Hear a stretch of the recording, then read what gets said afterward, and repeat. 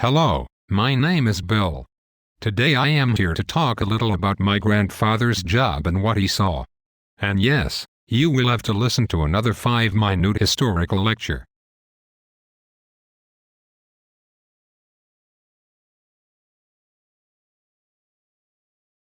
My grandfather was a journalist. He was one of the greatest journalists of all time. No matter what danger confronts him, he faces it with his little notebook and a camera. In 1909, Japan conquered Korea. It was not a pretty war. Thousands of soldiers died trying to protect the defense line, but failing. The Japanese governments took 95% of the citizens' rice. The citizens survived through the winter with the 5% of rice stock. During March, people climb up the mountain, peel off the pine tree's skin and eat them. Because people didn't get enough nutrition, most of them died with a swollen body or simply starved to death. What was their goal, you ask? It was to get to China, and Korea was one of the obstacles. In China they could get silk, gold, copper and lots of other goods. Plus, because China played one of the biggest roles in economy, selling goods from Japan could earn them a great deal of money. The Japanese governments would do whatever strategy they can to reach their goal, and whatever is in their way will either meet complete destruction or get exploited. But Korea met both. Many of the journalists quit, because just by trying to record anything at all, they will get executed. Of course, my grandfather didn't. He said, "I can give you this fragile life of mine, if I can get this horrific event down in history. I don't care what kind of fate I will meet. I only care about what kind of fate this Korea will meet." People need to know, they need to understand.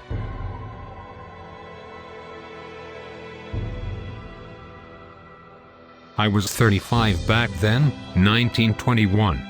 Korea was in great confusion and panic. Innocent people were getting killed and kidnapped. My hands would shake when I tried to write these events. But I need to know more, I need to get more. I sneaked into one of the jail where the soldiers take the independence fighters.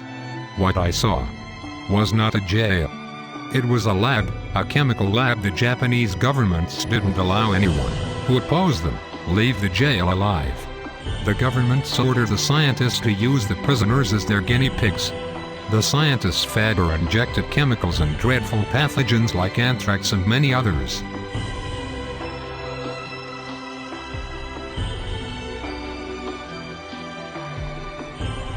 But that is not all. There are many rooms and labs in the jail. In some of the rooms, doctors rip out body parts and organs. They test the body's reactions and see how long a human body can last. The scene forced me to vomit. It was not just bloody. It was a work of the devil.